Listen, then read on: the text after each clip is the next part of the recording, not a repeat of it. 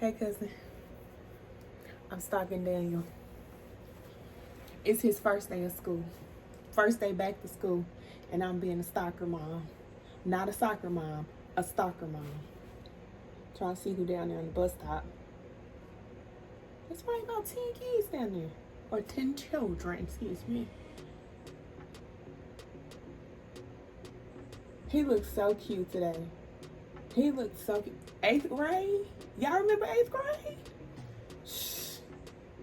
That's when you start realizing that you're a teenager in 8th grade. And it's literally like something just started changing. But mama had to put that whip down. Not, whooping, because I don't whoop my children, but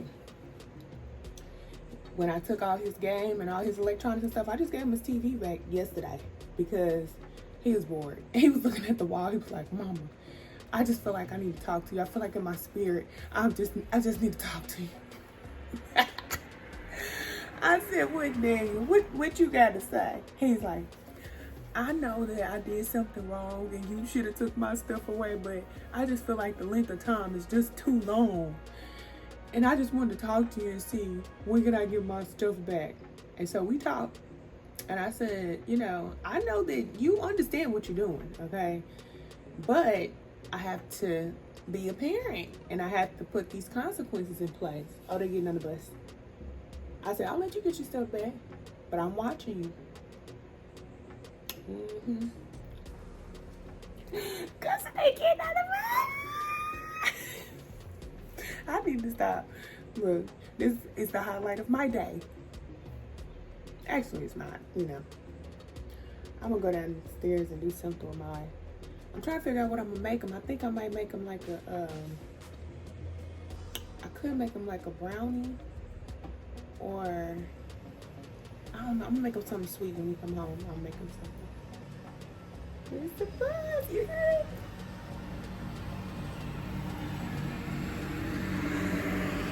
The windows are all black. All the children back at school. Bless it is. And you know what I learned, cousin? Because I'm always sharing my lessons with you. Excuse me for looking like I woke up like this, because I did. But I learned to ask for support. Because, normally I go out and do all the school shopping and do all this type of stuff, going in these different stores and all this type of stuff. But I still don't have a vehicle. So I couldn't do that. But you know what I did? I got on Amazon and ordered everything. Shoes, clothes, school supplies, backpack, everything. Now, it's not cheap, okay? But everything literally came to the front door. And he just opened it up. He's like, every day he come home, he like, I got more stuff. I'm like, yeah, because everything's coming in the mail. But I used to go from this store to this store to this store, Target or, back then Walmart or wherever, school shopping, going to the different shoe stores, picking out the clothes and all this type of stuff. And that did used to drain me. It used to drain me, especially doing it for more than one child. He's my last one that I have to do it for. But now I'm like, I don't think I'm ever gonna do that again, ever. But I was the type before, baby, I would have never done that. I would have just been like, I need to do this. I need to, go out and do these type of things. But I'm learning that I don't, I really don't have to do that. And it's okay to even like order my groceries and stuff like that. I mean, am I getting prepared for a rich life? I don't know, cousin. Because I think this is what rich people do. Look, I sound like my mom. My mom was always like, the rich people. That's what I say, the rich people. She think I'm the rich people. I'm like, girl. I mean, I am very wealthy. I am very abundant in time, in spirit, in health, in my mental wellness, and I am very, very rich and wealthy, for sure. And I remember a time when I wasn't. So You know, riches come in different ways, you know. But my mama, she's normally talking about people who got a lot of money. Oh my goodness. Thank you, Spirit. Ooh, the way the sun is shining is beautiful. And I'm learning. It's not always the way I want to learn, but I'm learning. And I'm grateful. I am grateful.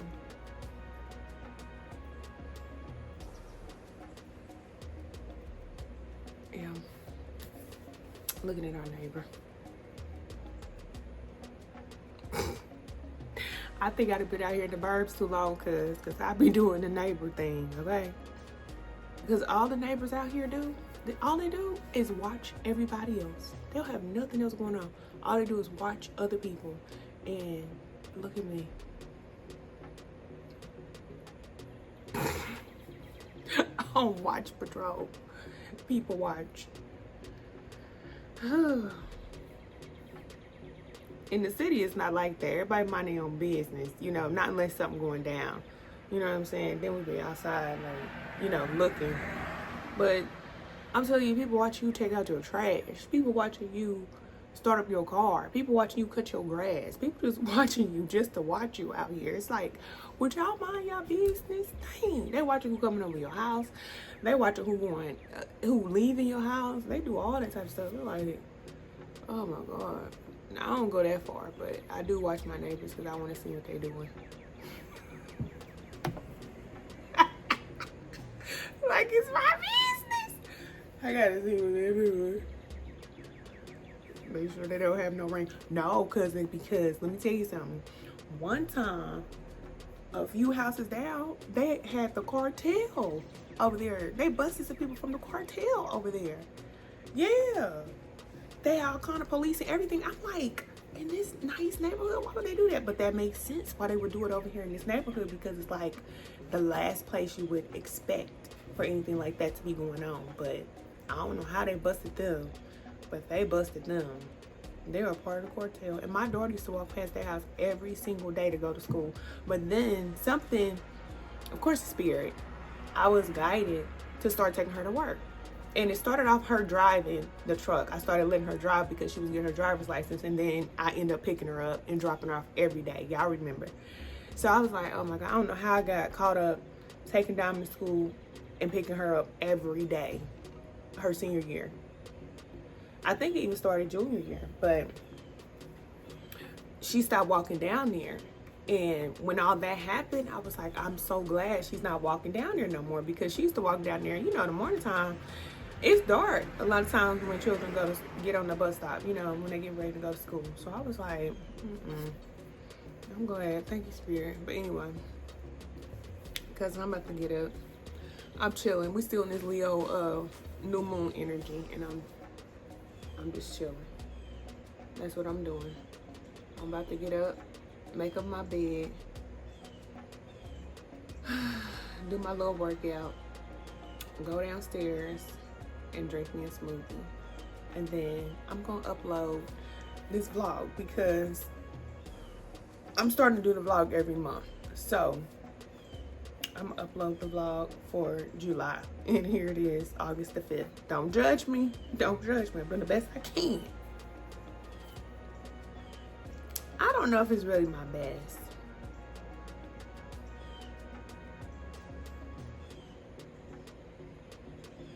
No, Spirit. I could do more. I'm sure I could. I've been spoiled. Okay, Spirit spoils me.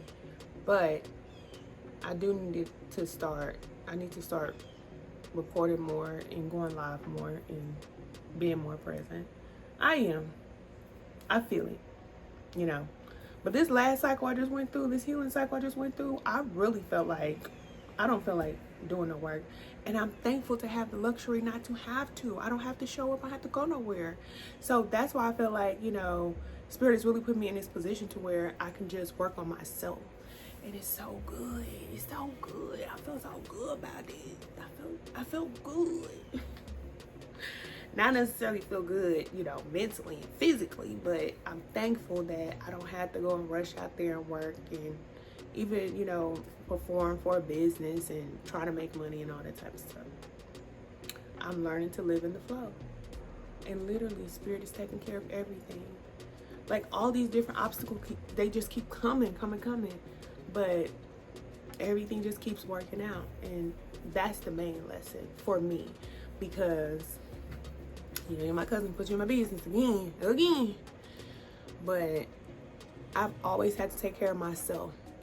I've never had somebody that I could really lean on after being in a relationship. When I was in a relationship, of course, he would do everything he could, And so after I left that relationship, it was like, okay, you on your own.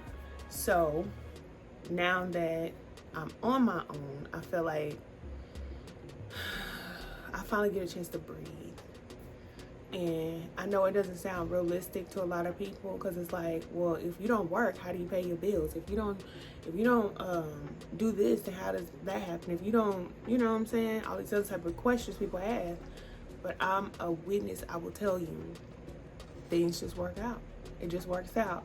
And you may not have this like lavish lifestyle, whatever, at periods of time, because I believe that, listen, I'm going back up, okay? Especially when it comes to financials, okay? Because I took a beating, but I came up in so many other levels, so it's worth it. I would give up money any day. I would give up working any day. I would give up followers, subscribers, channels. I would give up anything, any of that stuff, any day, in order to have this healing and this peace and this connection to source. I wouldn't, listen, I wouldn't trade it for the world. I wouldn't trade it for the world. And I'm thankful to have the opportunity to be an instrument of change, because I believe that this is how the world should be, and this is the direction that we're going in. As humans, we're learning that we don't have to take care of ourselves. We're getting burnt out, we're getting tired, we're getting stressed, and this is why, because Spirit wants us to get back in line. Like, you don't have to take care of yourself. So it's different. And then all you need is enough. You don't need so much. We find out that we just don't need so much. Some of us had way too much. Like me, I had way too much. And I was eating out all the time. I was, just spending money left and right. And it's like, no direction. What are you doing? Now I have clear direction. I have plans. Like, Spirit has given me a blueprint. Like, don't get it twisted. When you start, flowing and start going again, this is what you're going to be doing. So now it's different from me making plans and just saying, oh, this is what I want to do, and trying to figure my way out in the dark. No. When you got that light with you, got that light on you, baby, you ain't in the dark. You know what's going on. You know who to work with, who not to work with. You know who to help, who not to help. All those things. Learn those hard lessons, because Spirit is going to go before you and show you. So I'm thankful for this time to be, at this resting phase. And it's not even resting, because I'm not just sitting around sleep. I'm healing and working on myself and going within and really nurturing myself, allowing Spirit to do the work in me, and learning how to take care of myself. So it's a process. It takes time, but it's worth it. It is definitely worth it. So that's my life. We get ready to see where it's about to go, because it's about to go, and I'm gonna take y'all along for the ride. That's the whole purpose for the behind the scenes, because I want to share with y'all every part of this journey, not just the ups and the highs. I also want you to see the process and how Spirit works, because I know how it works, but I want y'all to see it like firsthand. Like, there are some times when you just gonna be in the house. There are some times when you just gonna have to, what they say, stay down till you come up. But if you're willing to sacrifice and give up those things that you want, so-called want, thank you, Spirit, for the connection to spirit, then all those things that you want will be added to you. Like it says, seek ye first the kingdom of God and all of his righteousness, and all these things will be added to you. Something like that. It's a Bible verse, but look it up. Seek ye first the kingdom of God. Or, you know, that's what the Bible says, God, but it's spirit. God is a spirit. God is not a dog. God is not a man. God is not, you know, that's why I like using the term God, because it makes it too human. As soon as you say God, you start trying to think of God in a human form. God is not a human form, even though people will say that God came in human form. God is in a human form in you, okay? But it's a spirit. You're a spirit, okay? All right. You know what I'm saying? Okay, 50,000 times just to make sure you got it. So anyway, I love you. I really do. Thank you for coming along on the ride with me, because if you wasn't here, it would be a solo mission for me. Look at his arm. Look at my arm. See how I've been working out? Oh! I ain't even doing too much. Just a little something slight. You know what I'm saying? I just been doing a little something slight. And I do it at home, cousin. I was paying for a gym membership and was not going to the gym. I realized I'm not a gym person.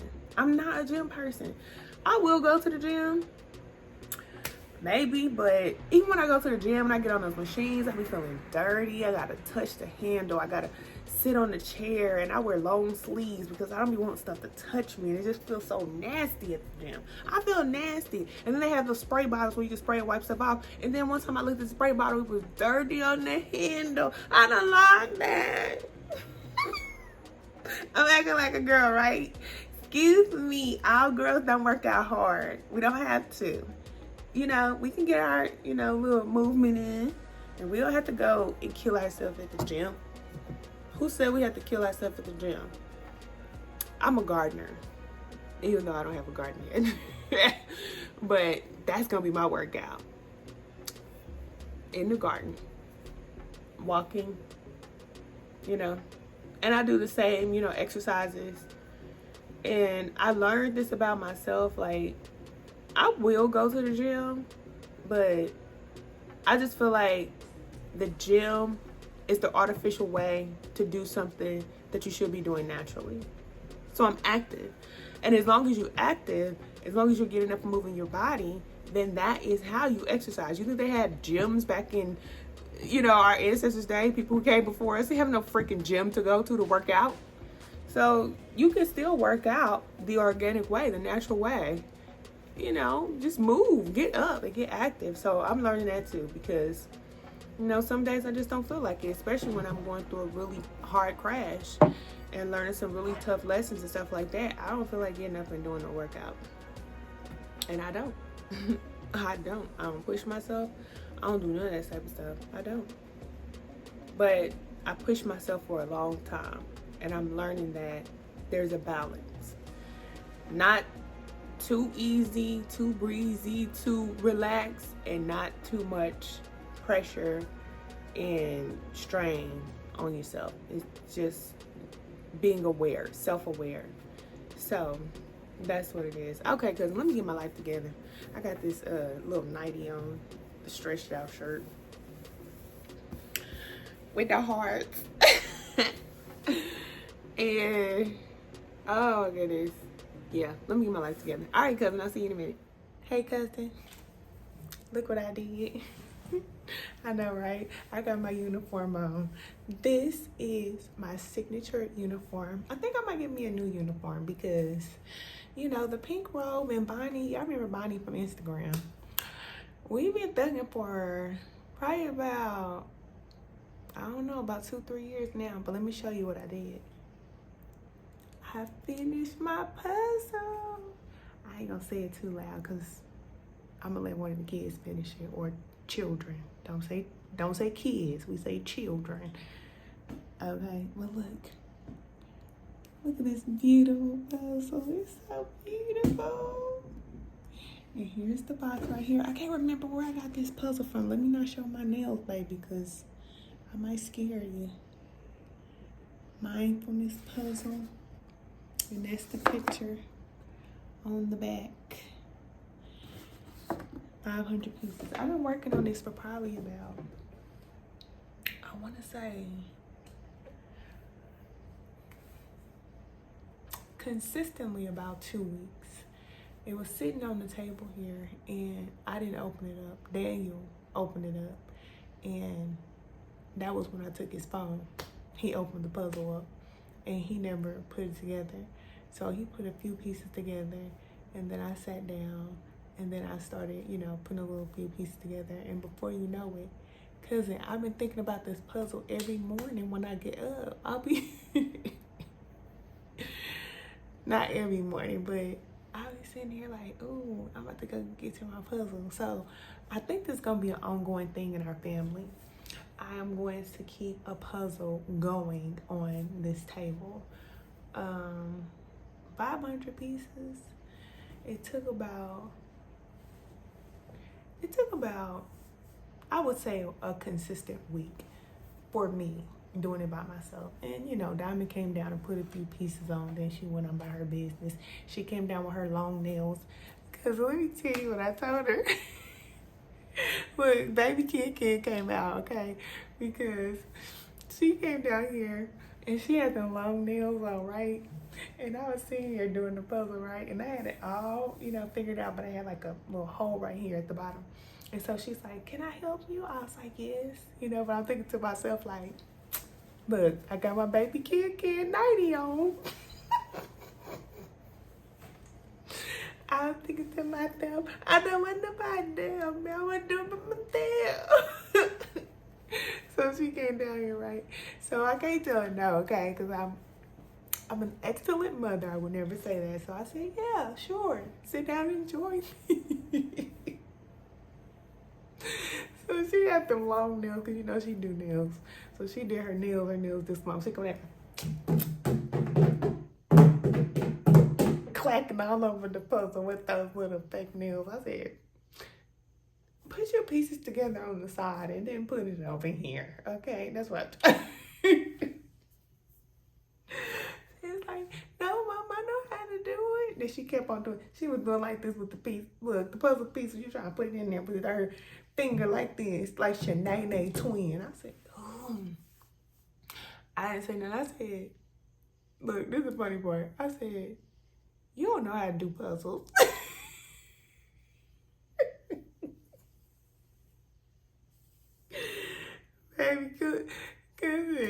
Baby Kid came out. He said, you don't know how to do puzzles. And I laughed, because when I tell you, I was in tears laughing at myself.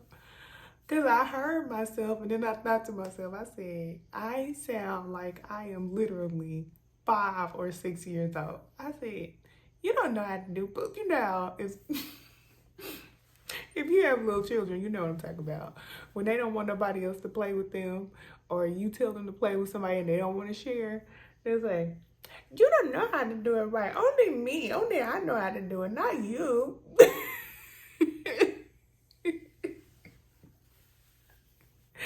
what I said. I said, you don't know how to do puzzles. But I said it in my voice like regular, and then I just started cracking up. I was like, I cannot believe I am acting like a child. I literally believe that I will always be a child. I don't know what it is, but even my children, they say, Mama, I think you've been the same age forever, since I was young. I said, I know. My sisters and brothers say the same thing. They said, Ken, you do not get old. I'm almost 40 years old. I still act very, very playful and childish. And I just always been like this. Like, even as a teenager in my 20s, everything, girl, look where I live, cousin. Excuse me for being ghetto. Anyway, it's late. It's really late. It's probably 2 o'clock in the morning. I ain't lying to you, because I had to go get my phone and turn it on so I can record this video, because everything is shut down in this house. It's quiet, but I am up at 2 o'clock in the morning doing a puzzle. And I've been up. And I just don't understand. Well, I do understand. Of course, you know, it's a transition. But I am up, baby. I am up. I was working on my balance sheet and doing a financial audit because I'm about to get a car for Diamond. He doesn't know yet. But that's what I'm working on. So I feel like I want to get her a car. Even though I said I want her to work for it. It's not even what I want. I feel like Spirit's guiding me to do it. So I'm in the process of doing that. And you know how it is when you go to the dealership, they ask for so many freaking things. But what I'm gonna do is I want to get it in my business name, because if you know, you know. Okay. If you know, you know. But it's just, I think it's a lot easier process getting a car when you get it in your company's name. It's much easier, and you don't even have to put money down. Because when I had Lexi, I got Lexi when I first moved here in 21. It was a 2021 LS 500 Lexus. I didn't put one dime down for that car, none. I didn't put no money down for that car. The only thing I did was I told them how much I make, filled out the application. Of course, my credit score was at probably about 720. So I had a really good credit score because I just bought this house. But I had the PG. I did have the personally guarantee. But I mean, I don't mind personally guaranteeing as long as I'm paying my payments, because it's gonna look good on my credit anyway. But some people are like, you know, when you get a car for your company, that you shouldn't personally guarantee it. I mean, you know, to each his own. But look, this is for whoever needs it out there.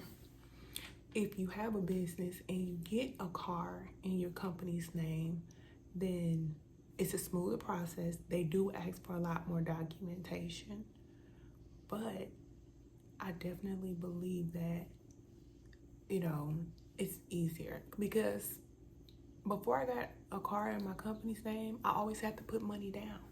So I was always thinking, of course, you know, not being educated, I didn't know that you don't have to put money down to get a car. I didn't know that.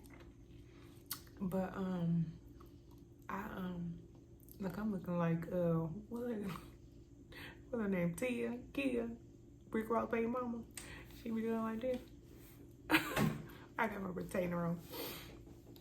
But anyway, I used to always put money down, like $2,000-3,000 down on a car, and I was like, I just didn't know. I didn't know. I had a CPA to tell me when I first moved here. She was telling me that, you know, I should consider getting a car in my company's name. Now, I didn't know that you should probably think about getting a car. If you're gonna get a car in your company's name, you wanna get a car that's over 6,000 pounds. Because if the car is under 6,000 pounds, then it don't matter. You can't write it off, because it's not considered a company vehicle if it's just a car. So the LS Lexi was just under like 5,000 pounds or something like that. It might even been like, I don't know, 45 or 46,000 pounds or something like that. But, you know, if you can afford those type of payments and you want to get you a nice car, that's how everybody gets these nice luxury cars, cousin. I'm telling you, they are not getting these cars in their personal name. They're getting them in their business name. You don't have to put no money down, but you do have to pay the high car note every month. That's what I'll tell you. So, you know, you do have to put that into consideration, because $1,200 for a car note, that's how much I was paying. That's crazy. And my lease just ended for Lexi. So that's another reason why I am looking for another car, because my lease is up. So right now, I don't have a car. I don't have a car. a car in years.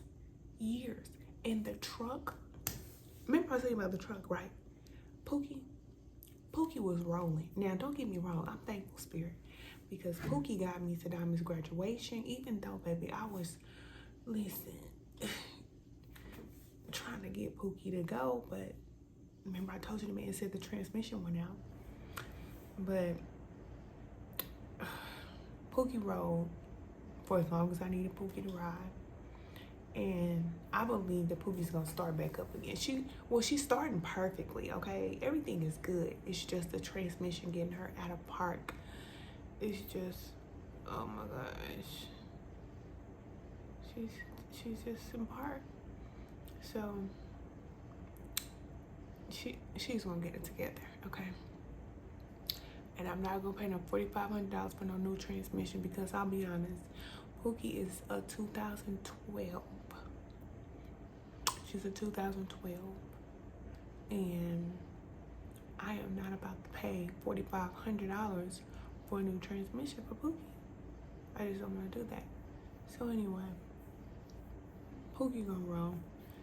But I'm so thankful we live in this day and age where you can order everything. So I've been ordering everything. Just come to the door, order the groceries, order everything, and you don't have to leave. But I want a car, and I want to get Diamond a car, because this is the only reason why I feel like I want to get her a car. Because if she doesn't save up the money to get her own car, she's about to start cosmetology school.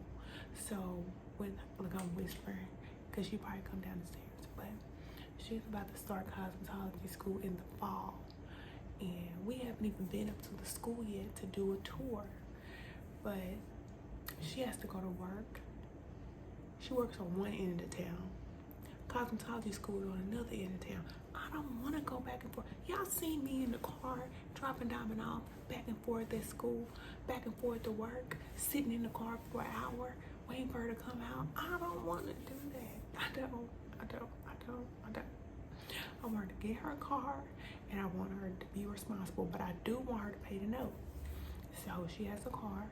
I mean, not a car. She has a job. If I get the car for her, which I am, she's going to pay the note. She's going to pay the note. I think I am. I don't know. Anyway.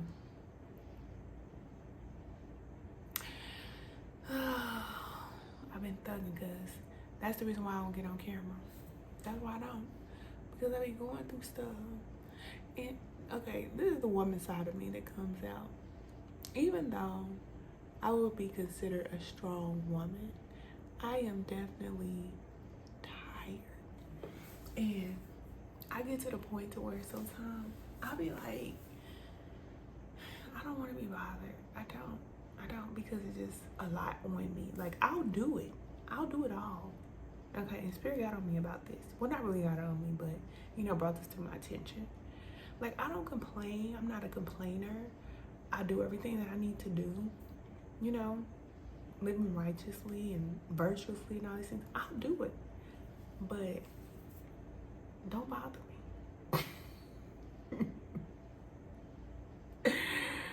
Don't bother me. And it's difficult to be like that, because I'm here to help people. I'm supposed to be helping people, and sometimes I don't feel like getting on the camera or nothing, but that's okay. That's okay. And I know it's okay, because, whenever I'm supposed to get on, the Spirit guides me to get on, and it's cool, But I cannot be that type of person to be on the internet all the time. I can't. Like, I might be on, like, watching and scrolling sometime, but just to be on recording every single day like I used to, I don't see myself being that type of person. I just don't. I'm not recording every day. I'm not getting on live every day. And it might change. It may change. But I do feel like, I may start going live more often. But some people, like on TikTok, they go live every day. Every day. I'll get to that point, because this is what I know. if I'm supposed to do that, then my desires will align with me doing that. Because, I've done so much work on myself that my desires will align with what is for my highest good, because that's my intention for myself. So, if it's meant for me to do that, then I will. And not only, doing that what's for the highest good for me, but what's for the highest good of everybody else. But I also know spirit, and spirit will not always allow me as a guide to show up for people, because I will give you all the answers. You won't have the experience of learning and living if you have a guide that's always like this, giving you the answer to the test. So it don't work like that for me. I can't do that. So anyway,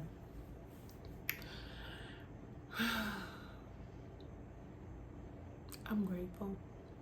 I am gonna start recording more. You probably don't know that I don't record that much, because once I put this vlog together, everything is gonna be together. It's gonna be an hour long. But I don't record that often. I don't. And I decided to do a vlog once a month because it's just easier. It's easier. And I'm not going to commit to just doing this every week and the podcast and everything else. I'm not going to do that, because I can do a lot of things. Like I told you, I don't complain. I can do a lot of things. But if I put too much on myself, I start to feel like, you know how it is, you start to feel tired. You start to feel like you need rest. And what I've learned over this 3 years is that, I have to prioritize my rest and how I feel first. And then I move based off of how I feel, but not always how I feel. It's, finding that balance. Because I also know that sometimes I can be like, I don't feel it. I don't want to do it. I don't want to, go through the trouble, and I could miss an opportunity. Just like, with this situation I'm in now. Like I would have before in the past, if they would have asked me for all these documents and stuff like that, I'd be like, I don't have it, and I'm not even going to pursue it, because I'm not about to go through that. I got other stuff to do. But now I'm like, okay, just do it. Just do it. And whatever they need, just, get them what they need or whatever. But I'm just not a confrontational person. Confrontational. I'm just not. I used to be. And it's crazy because I went from being crazy confrontational. I mean, I love to smoke. You know what I'm saying? I was looking for that action. And then I went from that to being like this super like passive, I hate saying super, but I went from being this aggressive woman to being way too nice and kind, and people took advantage of that. And now I'm finding that balance between, I don't care, we can all fall out, and understanding that people are who they are. And then, staying balanced in the middle. But what I've learned, because I'm always learning lessons, but this week I've learned, especially this last full moon, this Capricorn full moon, Capricorn deals with career. And I think career and I can't remember what else. But when it comes to my career, I don't like to really push myself. I never have. If I wanted to go to college, which I did in my past, if I made up my mind I'm gonna go to college, I would go. I would do the work and I would graduate. Okay. But then when it comes to like applying for jobs, trying to, climb the corporate ladder, I'm like, no, I'm not doing that. I don't want to do that.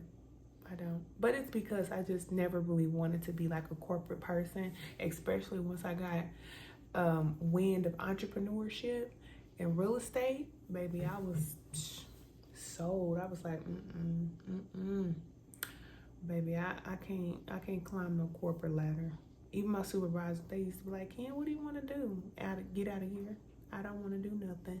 I was qualified to be in their position, and I loved them. Like, we was like gang tight. They used to let me get away with all kind of stuff because You know, our personality. I'll be coming in all bubbly and laughing and playing and all this, you know. So they used to love working with me, but then they would have to do their job too. Like, can you came in late every day this week? But I would come every day and I would do my job, okay? I'm not going to slack when it comes to my job. But they would have that 7-minute grace period. And every day of the week, I would use that 7-minute grace period. And they would consider that late. But I'm like, that's not really late because y'all said we got 7-minute grace period. So give me some grace. They don't want you to use that, okay? When it comes to corporate, they want you to be early. You gotta be early. I'm like, well, don't tell me if I got a 7-minute grace period. Because if I got 7 minutes, I might sit in the car for about 2. And then it's gonna take me about 3 to get in here. So anyway, I never really pushed myself when it comes to working. I never wanted to. I never wanted to really work hard. And now that I think about my life, I'm not a hard-working type person. Even though I work hard, it has to be something that means something to me. There you go. If it means something to me, I will stay up all night, all day, and I will dedicate myself to it. But if it doesn't really mean anything to me, like if I don't feel passionate about it, I don't care about it. I don't care about it. And it's not to say that I'm going to slack off, but it's just like I'm just going to do whatever's required and that's it. But if it means something to me, or if I'm really excited about it, baby, I will wake up early in the morning, because I already wake up early in the morning. I will wake up early in the morning and get to it and be at it all day and all night. And I would have to tell myself, Ken, it's time for you to go to sleep. Like when I used to design and clean people's, not really clean, but I used to like design people's houses and stuff like that, just my family. And when they would move, I love to design, interior design. And I've always been passionate about that ever since I was a young girl. I just love to organize. I love to organize. I love it. I love it. It just makes me happy when people are in a clean space and it feels good. The pictures are hung up right and everything is just so homey and cozy and stuff. I know how to do that like nobody's business. I would turn the house into a home, baby. And I have been doing that for a long time, ever since I was a young girl. And I feel like whatever I do, I have to be doing something that means something to me. It just has to mean something to me. And what I do now, it means a lot to me. So that's the reason why I don't mind doing what I do. I love it. I love doing what I do. I love helping people. I love seeing people succeed in life. I love, like I just told you, I love seeing people in a happy space and all that. So like my aunties used to call me to, you know, redo their houses and their bedrooms and stuff, or go shopping with them. And I would go to the stores, furniture stores, pick out the different fixtures, pick out the bedroom sets, pick out, oh, this table's good, this is good, this is good. And I would come back to the house and they wouldn't even charge, I wouldn't charge them nothing. Buy me something to eat, I'm hungry. You buy me something to eat, something to drink? I'm rolling with you, what are we doing? They would come pick me up, we would go to the stores. My sisters used to do the same thing. They were moving to their new place. I'm like, Ken, I need you to come over here and help me. Okay, I'm coming. And I used to love it. Like when I get done, I would get satisfaction just looking at the space when I'm done and just being in that space and just being like, oh, it looks so good in here. It's so nice here. Especially doing bedrooms. I love doing bedrooms and living rooms. I just love it. I love it. I love it. I love it. Like if I could get all the money in the world and just go shopping and redo people's houses, I would do that. I would do that. For free, I would do it. Because I like it. And I think that's the reason why I love real estate so much too. Is because you can take like an ugly beat up house and just turn it into something so beautiful. I just love making the world beautiful and pretty. I like that. So anyway, that's just how I am. I'm very organized. Sometimes I'm gonna say I got OCD, okay, which is OCD. I got a little OCD, just a little bit, but I just feel like everything has a place. Everything needs to go in its place, and that's how you keep down confusion. You keep organization. Like, my room is never dirty, ever, ever, ever, ever, ever. My room is never dirty because I feel like if you take your clothes off, you put your clothes in the basket. If you take your shoes off, you put your shoes in the closet. If you get out your bed, you make up your bed. I just always been like that. And so when people come to my house, they're like, "Ken, you got children in this house? The house is too clean." Yes, even when my children were little, I still always had a clean house. You wanna know why? First of all, I made them clean. Second of all, I taught them that everything has a place. So when you get done eating, put your plate in the sink, wash it out, clean it, And that's how you just keep stuff clean. You clean as you go, because my mama taught me that. You clean as you go. So even if I'm in the kitchen cooking, I'm cleaning at the same time. I'm not just going to be in there cooking, opening up package, throw it on the counter, open up this, throw it there, and then you got a big mess when you get done cooking. I wouldn't even be able to think straight. Just thinking about that. Like, I know some people who cook like that. They cook like that, and I'll be like, you got this stuff all over the place. And I can cook, okay? I can have a meal going. I can have 2, 3 eyes going at the same time. Baby, we cooking and cleaning and wiping at the same time. Because by the time that meal get done, I walk out the kitchen. It's clean. It's clean. So anyway, why am I up at 2 in the morning talking to my cousin looking dry and crusty? Because I wanted to show you my puzzle. Now, what I'm about to do, look, rewind back to the beginning. What I'm about to do is take this apart because, look, I need some evidence that I finished this first. Look, this is evidence. And now I need to get another puzzle because this one is done. So I don't know if I'm gonna get 1,000 pieces because this was challenging. Let's just get another pile. I'm gonna take apart the bottom because remember, Daniel doesn't have much to do. So he was sitting here today and pull that up some. He was trying to figure these pieces out. So I'm gonna take the bottom row off, the bottom 2 rows off, so he can figure it out. He gonna say, "Mama, I finished the puzzle." I'm gonna like, "You did?" This is what mamas do. "Oh, you did? I know you can do it." Whole time, baby. I already did. Okay, I'm gonna leave that, and then I'm gonna take this, because it was a little hole right here. We were working on this very diligently. And there was a hole right here too. I'm just gonna take this whole bottom 2 rows off. He gonna be like, "What happened?" Look, doesn't really look like domino.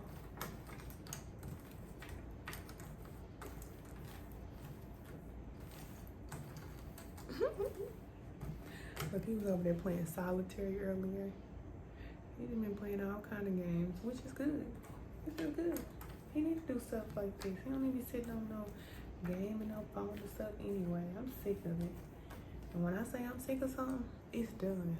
I'm done with him. And that phone, game, phone, computer, laptop, Apple Watch, and now TV. His TV is in the back of the truck and the door is locked.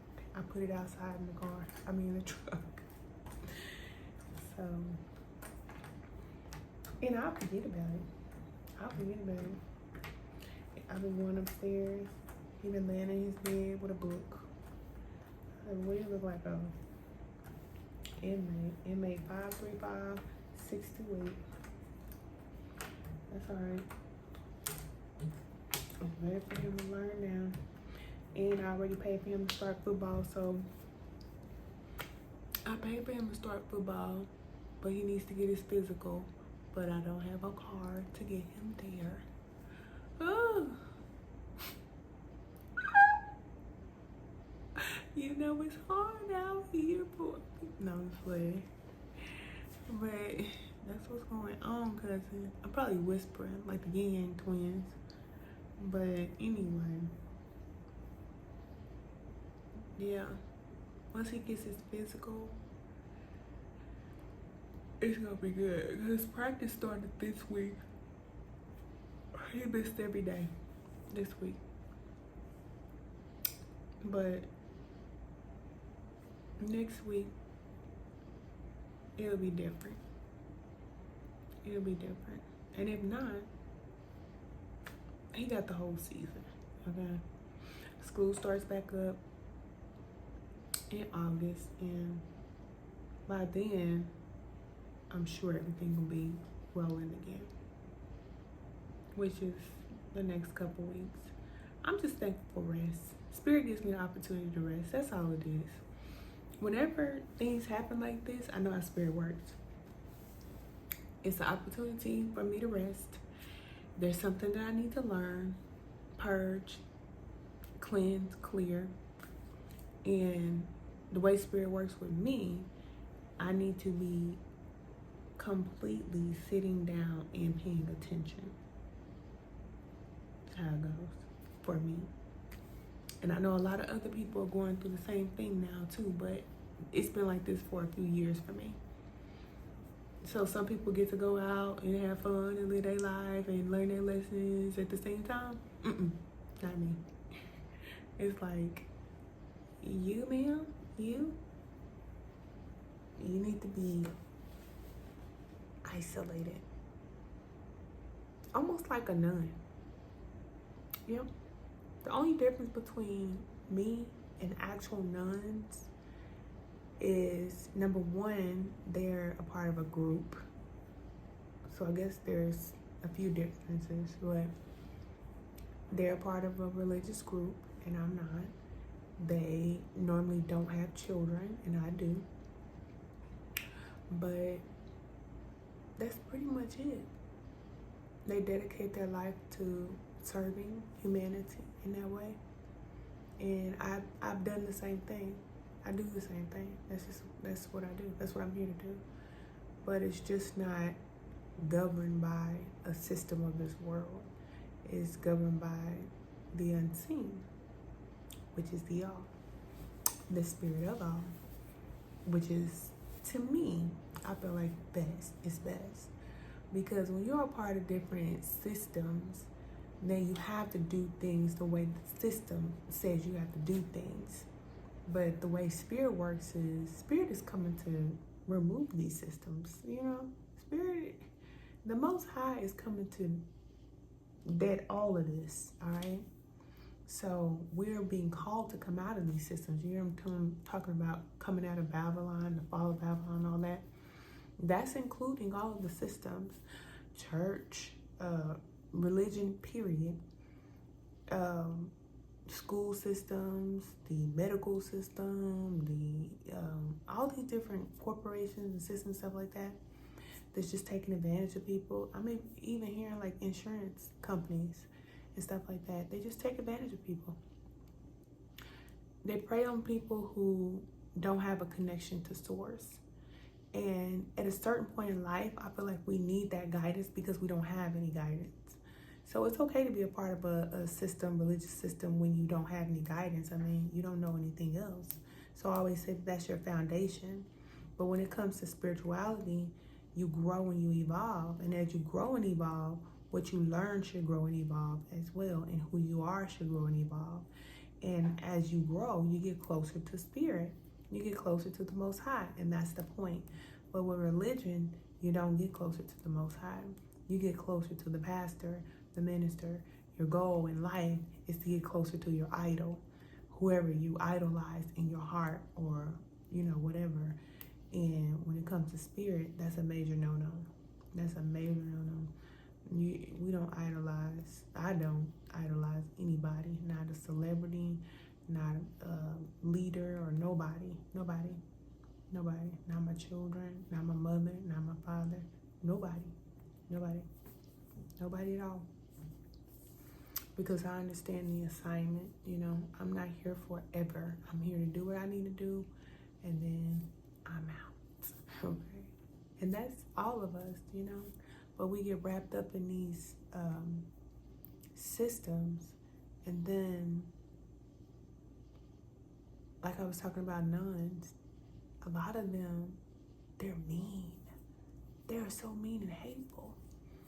And I know why. Because they have to live a way that they believe in their heart is right. They believe it's right in their heart. But when it comes to spirit, spirit is free. But they're not free. So anytime you're not free, you're gonna be aggressive. You're gonna be on the edge, okay? Yeah. Anytime you're in darkness and you don't have enlightenment, you're not connected to spirit, yeah, you're gonna be on the edge. Because I know it's like, I've been there. But, you know, I just rather follow my intuition, which is what spirit gave me. And whatever I need to know, I will know. Whatever I need to do, I will do. And whatever I need to learn, I will learn. And whatever it is I need to, you know, add into my life, I will do that, you know. Because I believe you can learn. We can learn from each other. We all learn from each other. And that's another thing about religion. It closes your mind. You don't really have the ability to think outside of the box that you're put in. Some do, but most don't. Most don't, and they go their whole life like that. They only think what they know to think, or what they're guided to think, or what they're taught to think. Everything else is automatically evil. Everything else is automatically wrong. But there is no wrong. There's no wrong path.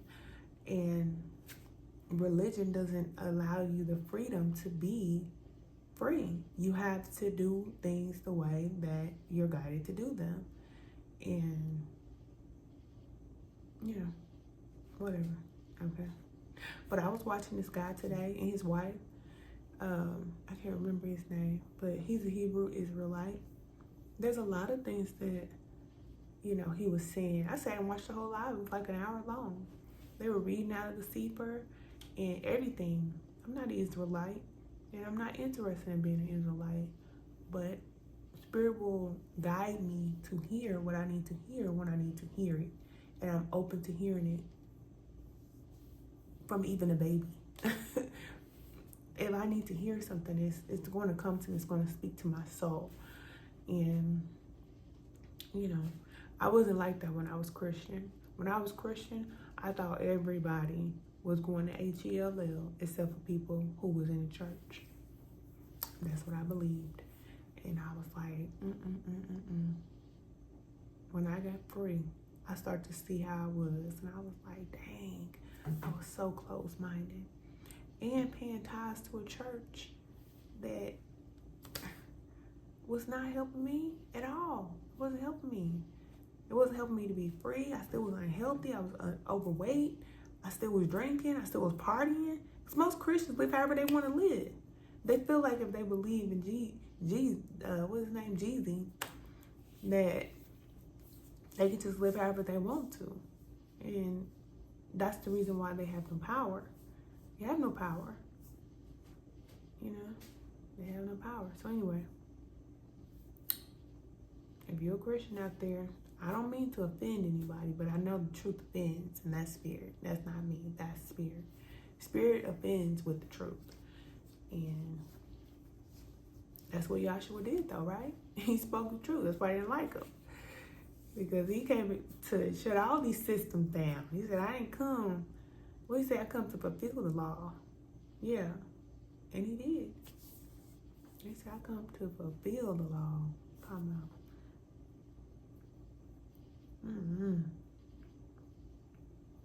Nothing wrong with, reading your books and being a part of organizations and groups and stuff like that. There's nothing wrong with that.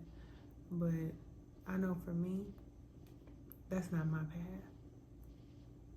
I'm sure in past lives, that was my path.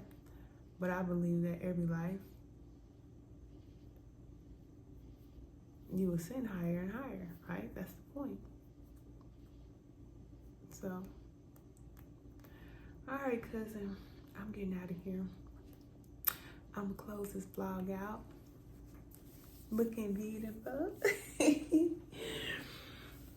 I know it's dark too, so let me put some of these puzzle pieces up in here. Thank you for sitting up with me, cousin.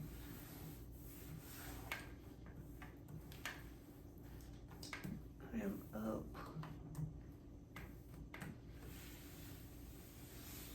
Just up for nothing. But I'm about to go get in my bed because I know it's warm and toasty. I turned a little heater on. I got a little heater, sidebar cousin. I got a little heater that I put on my nightstand.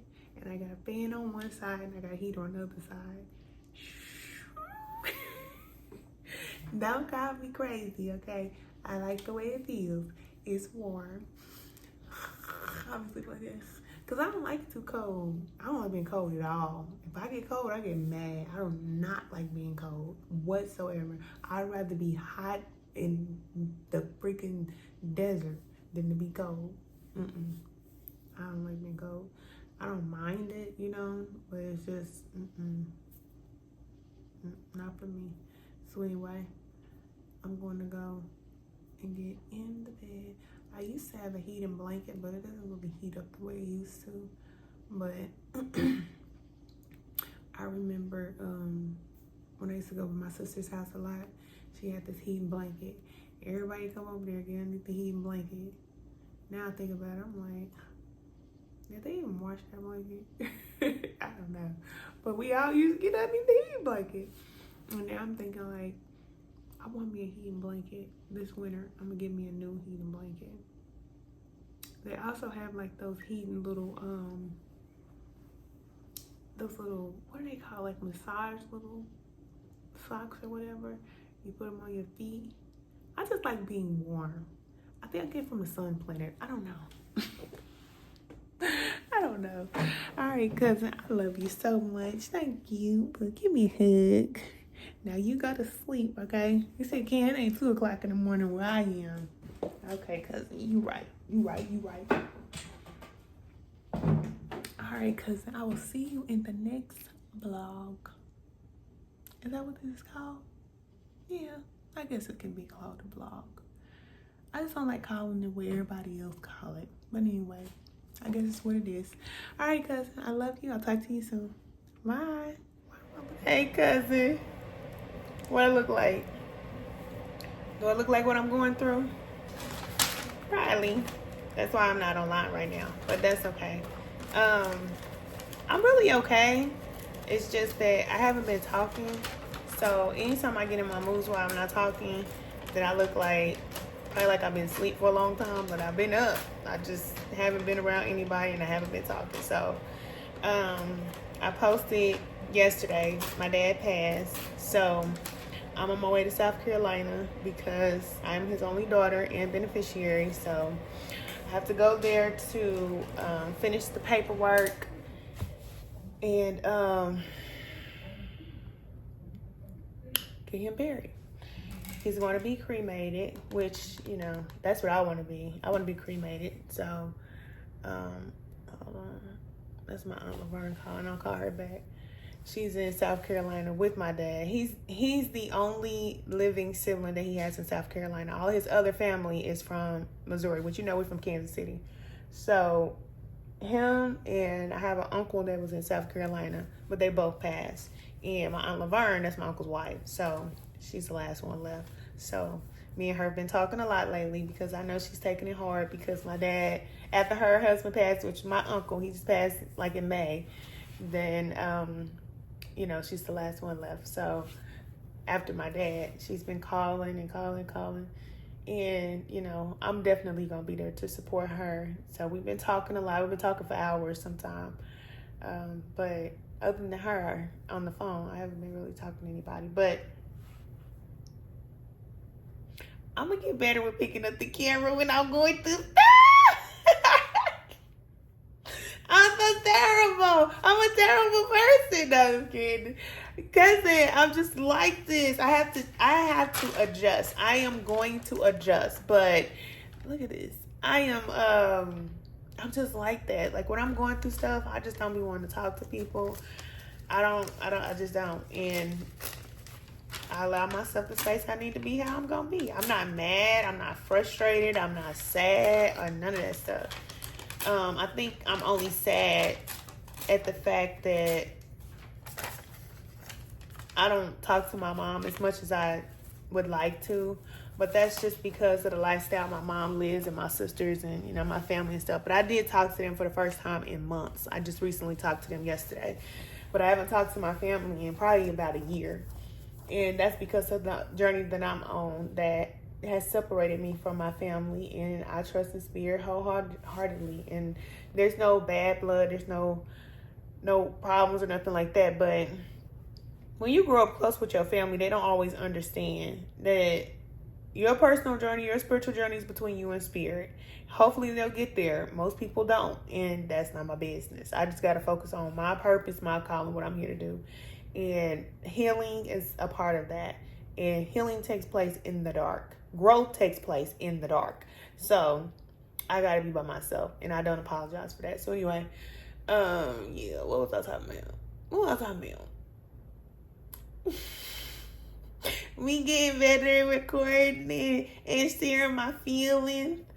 I just don't have like a feeling about nothing. I guess I'm just a little numb. Because I've been through so much in life, I just don't really feel like sad or nothing like that. Because I also understand that this is Spirit. Spirit protects me in a way where I don't feel a lot of things, which most people probably would. I don't. I don't feel sad like about my dad passing. He is totally fine. He is absolutely fine. I have no doubt when a person passed, they are okay. But I understand the spiritual realm. So I don't feel like it's a bad thing, whereas other people like, oh my God, they're gone. I'm not going to have the person no more. I'm like, we should be expecting death. That should be something that we expect, but most of us don't. So let me share this with you before I go. I have been sitting here since my father passed and my dad passed. My father's in spirit. My creator is my father. Okay? I don't know about nobody else, but this is my dad. Human dad. But my father is the spirit. So anyway, that's my provider, the real one. So I was sitting here. That's my aunt calling back. I was sitting here writing down my wishes, my passing wishes, what I want to have happen. Let me wait till they hang up. Okay, so my passing wishes, sorry about that. Things that I want to have happen if something happens to me. A lot of times we're not thinking about it. I know I wasn't thinking about it. Like if something was to happen to me in the next 24 hours, if something was to happen to me next week or next month, what do I want to have happen? So I wrote all those things down. And I would encourage you to do the same. Even if you don't have insurance, even if you have insurance, whatever, if you don't have property, if you do have property, whatever, write down what it is that you want to have happen, because I am now having to decide everything for my dad because he did not leave a single thing for me at all to go by. Other than a policy, just enough to bury him, which is great because at least he has that. But when it comes down to like, as far as cremation, what does he want? Where does he want to be buried and all these things? If I didn't have my Aunt Laverne, I would not know a thing. But she just buried my uncle, so she's been helping me out a lot. But if I didn't have her, then I wouldn't know a thing. So where do you want to be buried? Pick a cemetery, any cemetery in your neighborhood, wherever you at, or wherever you want to be buried, write it down. Do you want to be cremated? Let them know. Write it down. All of your passwords, write them down. Everything that you have, write it down. I hope you can still hear me because they keep calling. Write it down, like your phone passcode. Like if they get your phone and you have a passcode on your phone, nobody's going to be able to get in there because they don't have the passcode. So just write all that stuff down, like the important things that you feel like people need to know. Put it inside of a Bible, put it in a safe place, put it somewhere where you could just have it there where people can find it. I'm just saying a Bible because most people have a Bible in their house somewhere. Put it in that Bible and then people will find it. But if you can't put it inside of the Bible, that's fine. let somebody know where it's at, wherever you put it at. But write down everything. And you know how sometimes they keep calling. But you know how sometimes you don't necessarily want to tell people your passwords and stuff like that. And that's cool, okay? But if you have investments, you have different things, you have to write this stuff down. Like, write it on paper. If you don't have a living will, then just write it down. Write down your passwords. Write down your bank card numbers so people can get access to your money. Write down all this because they're going to need that. Like my dad, I don't know where his cards are. I don't know his bank card numbers. I don't know his password if he got one on his phone. I don't know where he's paying his car note. None of that stuff. So anything that you feel like a person is going to need to know, write it down and put it in a safe place where people can find it. And then when it comes to like the things that you want to have on your obituary or in your obituary, write that down. They're going to ask like your mother's name, your father's name, your birthplace, you know, different things like that. Your siblings' names. They want to know all that type of stuff. The church that you go to, if you go to a church, if you're a part of a community organization, they want to know that too because they're going to put all this in your obituary. Your children's name, grandchildren, if you have grandchildren, your occupation, where you work. What do you know? Write all this stuff down so they'll know this is where I am. This is what I am. This is who I am. This is what's going on. So people won't even have to like how I had to go to my aunt and say, "Oh, Aunt Laverne, what's the name of that church that my dad went to?" Oh yeah, you know I gotta write all this stuff down or try to figure all this stuff out because like I don't know. So just write it down and make it easy for people. And if you have an insurance policy, write down the information for your insurance policy. Write the beneficiary. Just write it on your paper just so they'll know. And write down your policy number. Write down the company that your insurance policy is through. If you have insurance through your job, let them know you have insurance through your job. And then, you know, they can follow up with the job insurance or whatever you're paying for at your job. If you have it through your job, that's cool. I just suggest everybody get an outside policy, even if it's just for your burial, which is the $10,000 normally. $10,000 is enough for your burial. But if you really want to have like a really nice funeral and you want to leave some people some money, then, you know, of course, you're going to do more. $20,000 and up, 30, 40, 50, 60, depends on whatever, you know, you want to leave behind. But, yeah, write that stuff down, cousin. Put it somewhere. Bank card information, all that type of stuff. Because somebody going to need to know that. And then whoever you want to do everything, whoever you know you can trust. Even though you might feel like, you know what, I can't trust none of these folks. You're going to have to pick somebody. Because somebody going to have to be in charge of it. The person you feel like is going to do the less damage. This is the one you want to do everything. Write it down. Because it won't be no, oh, I didn't know this and that and this. Yeah, they know because you wrote it right down. Right here. That's what they want. Or that's what you want. Let them know. Let them know. This is the person that's going to make all the decisions. Go through her. Go through him. And that just makes it easier. Because some people say, oh, I'm going to leave it to all of my kids. No, don't do that. Because that's how people end up falling out. I'm telling you. I can see why people will fall out when a parent passed. Because everybody has to make a decision. But this person can feel like they want this. And this person can feel like they want that. No, daddy want this. No, mama want that. You know, and then everybody coming together and it's a big mess. Look, pick one person that's going to be the spokesperson for your life. Just one. And everybody else can have something to say. But you're going to trust that one person that's going to make a final decision. For me, it's my daughter. Okay? I'm going to let you know that right now. She's 18, but I got that one together. All right? She know me in and out, back and forth. But, you know, of course, she's not 21 yet. But if I was to pass right now at this point, she's going to be making a decision. And she's going to work with my sister, my older sister, and my mom. But Diamond is the one who knows everything. She knows. So she knows what I want. She knows how I like things. She knows everything. So she's the one who makes the decisions. And if she's 21 when I pass, then she will get everything, my daughter. So, you know, that's just something to think about right now. Because who knows what can happen. You don't know. You don't know when you're going to pass. And everything that you're working for, it's like, where do you want all these things to go? Who's going to have these things? If you don't have children, then you need to decide who is all your things going to go to. I don't think everybody, they're not worried about that. Most people just building. But you might not be able to see all of it through, all of your dreams, all of your goals, or whatever it is that you're doing. You never know when you might go. So if you were to pass right now today, what would you want to have happen with your things? Where would you want your things to go? I don't care if you say, I ain't got nothing. I don't got nothing but my car note and this and that. I just pay rent and this and that. Okay, well, who you renting through? Where's the rent money going? Because they need to contact them. So write that down. Let them know. This is where I pay my rent. Call them and let them know I'm deceased. Okay? Your credit card companies, let them know. Okay, you know, this person is deceased. They need to know. People need to know that. All your debtors or whoever, let your people know. Write it down and let people know where all your stuff is. So I'm getting ready to go.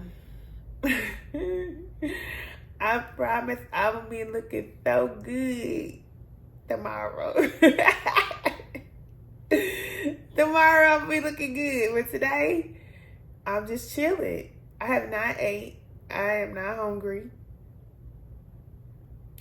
Kind of, sort of, but I think I'll just go eat some fruit or something. I've been drinking water. That's it. That's it. And the first night he passed, I didn't sleep all night, but I did sleep last night. Because I turned everything off so I can go to sleep because my brain wasn't working right because I didn't get enough sleep. So I had to go to sleep last night, and I slept pretty good. I got up and got dressed, and I've been talking to the mortuary and insurance companies and stuff like that. But man, it's so important just to have something because like my dad, he doesn't have like a large policy, but even if he didn't have a small policy, I would have to figure out how to pay to get him buried. And they charge for everything. I mean, everything. They charge for the plot where the person is going to be. They charge for opening and closing $1,300. Just for opening and closing what? The ground? So we had to pay $1,300 for you to dig the hole? I thought that was already included in the $2,200 for the space. Gotta pay for that too. Gotta pay for it. Cremation, that's not free. You might think, oh, I'm just gonna get cremated. That's, you know, that's gonna be less expensive. Even if you decide to get cremated, or if somebody you love, they decide to get cremated, baby, you still gonna have to come up with 2 bands, 2 thou wow. Do y'all got 2 thou wows? They said the average person don't even have $1,000 in their account. So if you don't have $2,000, then you want to get a policy that at least can cover that. But that's separate from the burial. So if you come up with the money for the cremation, which is between $2,000 and $3,000, you still got to go somewhere. And then that's separate. So you have to pay for your spot. You have to pay for, you know, all these things. And people don't think about that. Everybody just living like every day like normal. And me too. I was just living every day like normal. I ain't thinking about when I'm past. Of course I know I'm going to pass one day. But I'm not thinking about it like, I need to, you know, get this in a row. I need to get my ducks in a row and figure out what I'm going to do. I was not thinking about that. Let me fix my wig. Hold on, my wig sliding. Cousin, don't look at me right now looking crazy when I'm trying to do this because it's coming from my heart. This is why I just don't come out. Oh, my nails. Sorry. See? I don't. Oh, that's why I don't come on. But I love y'all. I know y'all love me. So y'all not cracking jokes on me, are y'all? I don't care. I really don't. But anyway, I'm just telling you. Get your stuff together. Okay? Write it down. Where do you want to be buried at? At least let them know that. If you know what mortuary you want to go to, who's going to embalm your body? You know, figure all that type of stuff out. So you just write it down, make it clear, make it plain. They can pick up the paper and say, oh, okay. This is my cousin won't. Doop, doop, doop, doop, doop, doop. Because I told them, don't sing. Don't sing. Listen, I don't care how much money I got in my policy. Don't try to go all out for no funeral for me because I don't need that. Put me in the ground. I need to be ashes to ashes and dust to dust as soon as possible. Don't sing at my funeral. Don't have no funeral. Don't have no funeral for me. I do not want that energy. I don't. That's the craziest thing. Like, it always been the craziest thing to me. People getting dressed up to go to a funeral for what? We just want to say goodbye. So you could just freaking traumatize yourself even more. People go to funerals just so they can traumatize themselves. All they remember is the last image of that person in the casket. No. Remember me from these videos that y'all see online. Remember me from being the person that I am. Remember that. Don't go look at my body. Because I'm Nikki. I got no clothes though. I don't want nobody to go see me when I'm in the casket. I mean, of course, somebody gonna have to see me, but maybe my children or something. But I don't even want them to see me. Like, no. Just come pick up my ashes or whatever, or get me transported over to the burial site. When you get to the burial site, don't have no pastor there. I don't need no pastor to say no prayers over me, okay? I'm telling y'all, so tell them. Don't have no pastor saying no prayers over me. I don't need that in my life, and I don't need them prayers over me. They need to pray for their own self, all right? That's what they need to do. I'm good. Trust me. Trust me. I'm good. When you locked in like that, then you know. I'm all right. Yeah. My work is done. It's done. Yeah. I did what I was supposed to do. I left my mark. And that's what it needs to say on my dang on headstone. I left my mark. Now leave yours. Mind your business. Quit crying about me and go find you something to do. Am I acting like a Capricorn? I think I'm acting like a Capricorn. Anyway, I'm for real though. I don't want no funeral. I don't. People gonna get up there singing. They don't even be singing, they be singing. Every time I go to a funeral, I just be like, why do I do this to myself? Why do I do this to myself? Be up in there crying and stuff. And then sometimes you feel obligated to go because everybody make you feel like, why you didn't go to the funeral, man? You didn't go to the funeral. I'm like, no, I don't. I don't need to go there. I don't want to go and I don't need to go. So anyway, I got to call some folks back because my phone is dinging and pinging, baby. And my phone normally don't ring. So maybe that's why I'm stressed. Because I don't be having my phone ringing. I feel like, like, leave me alone, please. I don't like I see these things. Because I'm stressing, my phone is ringing. I don't know what it is. Oh, boy. All right, cousin. That's what's going on. Promise me you'll do that. Promise me, please, cousin, please. Just take a few minutes. I know you're busy. I know you got a lot of stuff to do. But get you a little notebook. You don't even have to be fancy. Get you a notebook. Take a few pages out. On the first side, just write down, what do you want to have happen? What do you want to wear? If you want to have an open casket, you know, that type of thing. Like, tell everybody what you want. Where do you want things to go? And all of that. And then, you know, on the other side, write down all your codes, passwords, everything. Some people say, oh, my wife know, my husband know. No, you need to make sure that they know.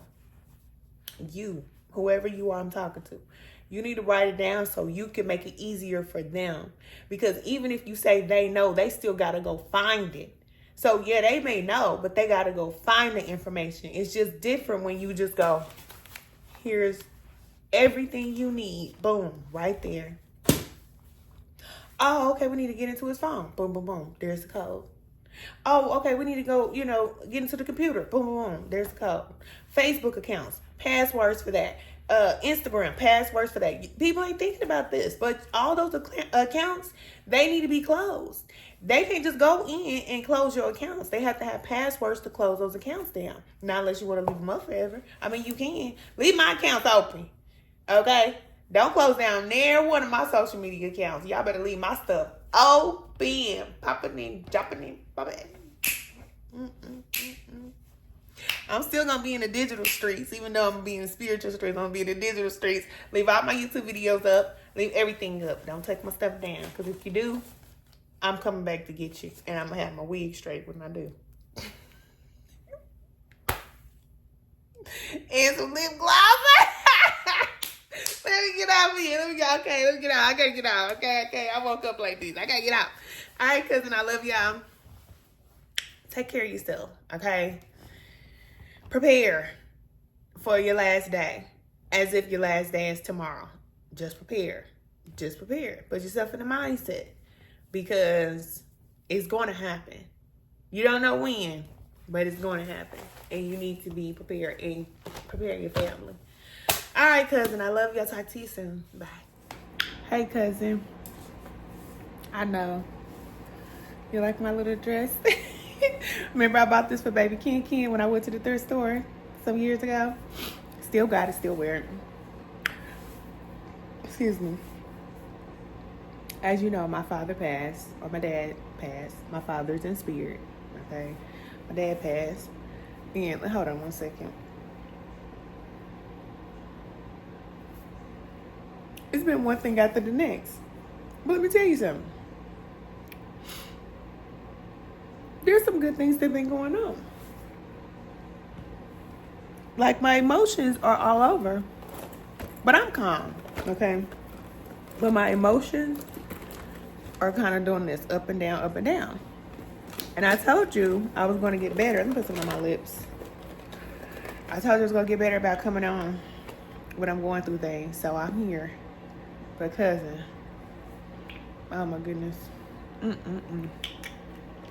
I've been chilling.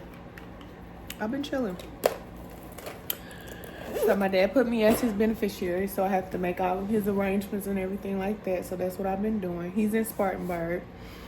Y'all know I'm here in Atlanta, so we got family in Kansas City. All of his family's in Kansas City, most of them, except for one brother. But my dad is one of 12. So my grandmother had 12 children. My grandmother and grandfather had 12 children. And my aunt, which is my uncle's wife, she's there in Spartanburg, and she's taking care of everything since I can't make it. Because I was going to go down there, and then I started feeling sick.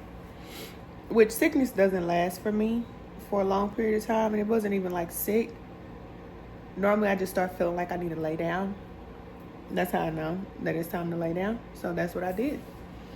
And instead of going to the funeral, and well, it wasn't really a funeral because my dad was very much a loner type, okay? He would be considered a geek, okay? Or a blurred, a black nerd. He did not really deal with people a lot. He had a lot of family, but as far as friends and things like that, he was not big on friendships and stuff like that, no. He loved his computer. He would work on his computer. He would build his different softwares and leave him alone. That's how he was, okay? So I was his only daughter. He didn't have any more children. After he left Kansas City and moved to Spartanburg, I was it, okay? I'm it. And we just recently met up a couple years ago, which I showed y'all the pictures and everything when I went there. Y'all got something in my teeth? I'll eat some dessert. But we met up, I want to say like 2 years ago. And we've been able to talk and things like that. And I've been able to keep him on his feet and everything. But my dad is very stubborn. He would be considered an old, grumpy man. But when it comes to me, he's not like that. So he would listen to anything I said to do. And I think he just got to a point to where he was just tired. And he was just like tired of going to dialysis and stuff like that. So he decided he didn't want to go. And so I told him, I said, well, you know, I can't hold you up. And if you feel like you don't want to go to dialysis, then I can't make you go. And so he decided that he didn't want to go. So I said, okay. We knew that was going to happen. You know, he was going to pass because he didn't go to dialysis. And they kept telling him for days and days and days that you need to go to dialysis. And he actually had stopped going for a month, but I didn't know. So, you know, if they start dialysis or anybody starts dialysis, they have to keep going to dialysis. And if they don't, then the fluid will build up and it'll cause more problems. So he got pneumonia while he was in the hospital. And we all know when you get pneumonia in the hospital, that's it. Especially for elderly people. When they get pneumonia and they're in the hospital, you might as well prepare, okay? they're getting ready to go ahead and go on back home. So that's what happened, and all is well. All is well. I'm grateful because I was able to get the opportunity to get the closure that I definitely wanted as a little girl. I was able to talk to my dad and realize that he had a lot of unresolved hurt and trauma, like many men do. And he just decided that he wanted to just be to himself. And that's how he was. And it wasn't like he was the type of dad that just isn't taking care of his child and he's going out there partying and having a good time. No. He just did not feel like being bothered with people. He just secluded himself. And I think a lot of people do this. After heartbreak, disappointment, things like that, people just go and be to themselves and they say, oh, I don't want to be in a relationship. I don't want to be around nobody. And that's why I always encourage people, don't do that. Don't be like that. I mean, I can't tell you what to do, but if you know people that are like that, encourage them to heal, because you don't want to shut yourself into a little bubble.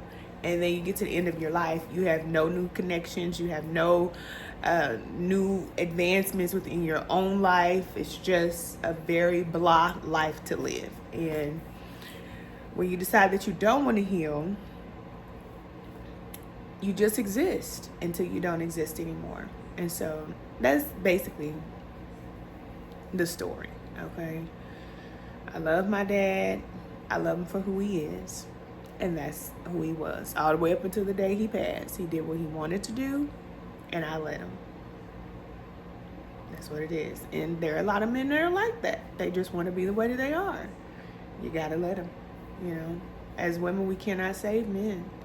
We can't save, because I know if I would have constantly been calling him every day, making sure he went to dialysis, doing all these different type of things, like he wanted to come here to Georgia and all that type of stuff. No, I'm not doing all that because you need to take care of yourself. I need to take care of myself. I got to hold myself up. I got a lot going on in my own life. So I could not hold my dad up at the same time. He had to hold himself up. Now I can get him started, which I did. I got him started with dialysis and everything that he needed. I got him set up. But he got tired of going. And I can't make him go. And I wasn't going to do that. And that's what I told my aunt too. Like, we can't make him go. So it's okay. I'm used to my dad being like that. He's always been like that my whole entire life. Like I said, he does what he wants to do, and I am very clear about that. And I let him. I live my own life for me. I don't take it personal. His life is his own. My life is mine, and that's just what it is. So I didn't get a chance to make it to the funeral, but I am like closing out his accounts and doing all that, making sure we get his car sent back, and doing all that other type of stuff. And so I was sitting here today thinking about my life and my purpose for being here. And I know the Spirit told me many years ago that my dad did exactly what he was supposed to do. He brought me here. He got me here. He helped to carry me here, him and my mom. And my purpose is much greater than a connection with one person. And it doesn't matter if it's my dad, my mom, my sister, brother, my children, whoever. My purpose is greater than that. So my feelings and how I feel, of course we want these fairy tale lives, but I had to get over that. I had to get over the fact that I'm not going to always get what I want. And I shouldn't expect that. So I learned that years ago. I'm not going to always get what I want, and that's okay. So I never had a relationship with my dad. I've never had grandmothers. Both my grandmothers passed when I was young. And I never, there's just certain experiences that are just not for me. Now, they're for other people. Other people have these experiences, but my experiences are tailored for me. And a lot of times it has to do with a lot of, I don't want to say neglect, but my experiences are, no, it's not deprivation. I heard deprivation. I'm not deprived. My experiences are solo. That's what I'll say. I am not the type of person that is going to have a lot of experiences where I am connected with people in that way. Well, I haven't been. I believe that the next phase of my life I will be, but up until this point, I have not been. But that cycle has ended. We know Lionsgate just recently. Okay, we just went through Lionsgate. So it's a brand new cycle. And it's a major cycle for us. So if you are being guided to release things or things are leaving your life, it's okay. You're just going into a new cycle. And we can't take everything with us. We're not going to have everything our way, and that is okay. Because our purpose is greater than us having every single thing that we want. So you said, Ken, how have you been making it through this? I'll tell you. I've been relaxing. I had 2 calls today because, you know, I'm doing private calls. So I'm doing them totally for free. You don't have to pay. Donations only. Whatever you feel in your heart, spirit guides you to give, then give. Okay? But I had 2 calls today. I made me some blueberry cake. Look, it's good, cousin. Oh my goodness. I even put a little frosting on the top of here with, I used cashews. So I soaked some cashews. I put some agave and cinnamon and vanilla extract. And what else did I put in there? I think spring water. In a blender. Blend it up. Pour it on top. The thing is, you can't use too much water because it'll be too runny. But this blueberry cake, I just be chilling. People wonder where I be at. Only y'all know. Whenever you see this, y'all gonna see exactly what I be doing when I be away. When I'm away, ain't much going on. I'm nurturing myself. I'm relaxing. I'm watching Rochelle. I love Rochelle Chanel. She's one of my YouTube homies.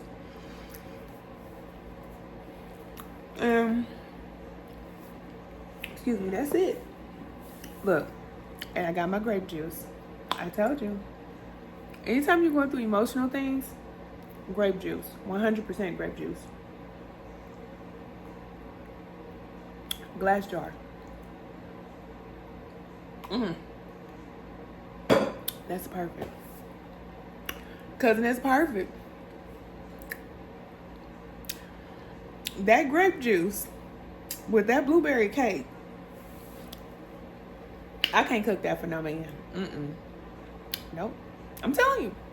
This is why I say to myself, because see, you feed stuff like this to a man, he won't leave. He'll never leave. He will never leave. He'll be thinking that he love you. He really love food. That's why I say, ladies, don't cook for these men. If he ain't your man, he ain't your husband, don't cook nothing for him. Not unless you cook like for a group, you know, maybe you bring something, potluck, something like that. Okay. But one-on-one, just cooking for him? Absolutely not. Because men can get confused. Anyway, especially if you can cook real good. And your cousin can throw down. So the blueberry cake, I use acorn flour, which is grains. It's an ancient grain. I use frozen blueberries, organic blueberries. I use, let me see, cinnamon. I use an egg replacement, which you can use garbanzo bean juice or you can use flax meal. Make a flax egg. I use water, so spring water or filter water if you got filter water. Or lime water if you got lime water. I use lime water sometimes. Let's see what else I put in there. Baking soda, baking powder. Just a little pinch of baking soda because you don't need that much. And let me see, what else did I put in there? I think that's it. It's real easy to make. And put the blueberries in there and mix it up. Oh, agave. 4 tablespoons of agave. Because it's going to be sweet because of the blueberries. You know, blueberries are really sweet. And put it in the oven. Make sure you put a little oil at the bottom of the pan. If you use butter, use the plant butter. Plant butter is good. It's more expensive, but plant butter is good. Or you can just put some, I would say olive oil, but that would change the taste. So maybe like avocado oil. Use a good amount of that avocado oil. Or some kind of oil so it can be moist. But this is what I do. I'm going to give you a secret. I'll cook it for like 20 minutes. And then I wait till it's halfway done. I take it out and flip it over. Transfer it to another pan. And what it does is it leaves like this crispy crunch on top. You probably can't see. You hear that? It's crusty. The ghetto, sorry. But when you flip it over, put it back in the oven for like 20 more minutes, and then it's gonna be crispy on top. So it's like crispy on top. Cause, dang.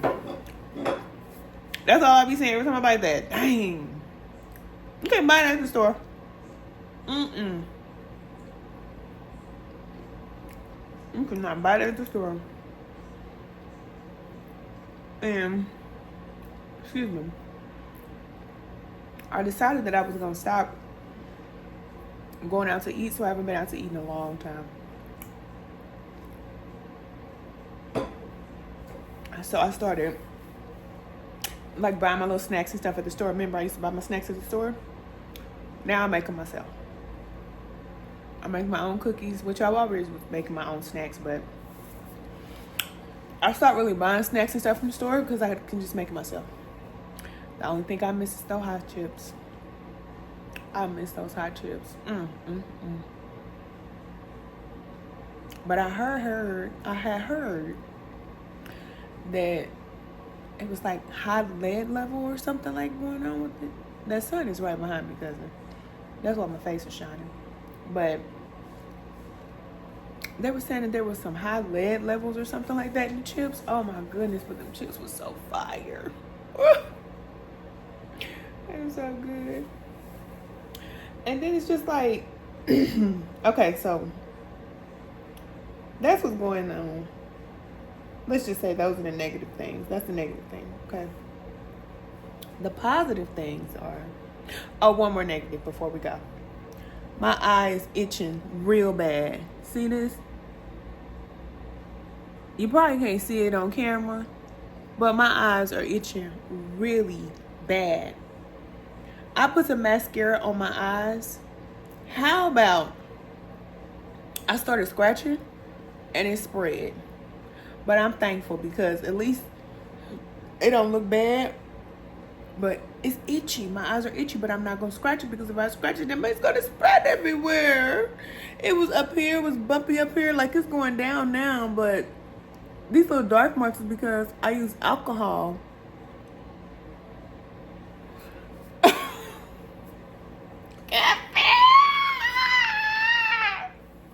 Sometimes I want to scream, but it's a happy scream.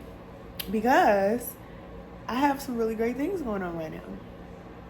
And I feel like things are really moving forward.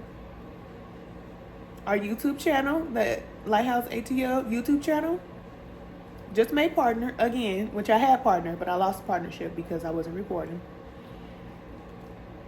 So just yesterday, I believe, or today, I think it was today or yesterday, I got an email saying that I could apply for the YouTube partner program again. So I did. And guess what? I had $200. I had $200 that was sitting there waiting for me to collect it.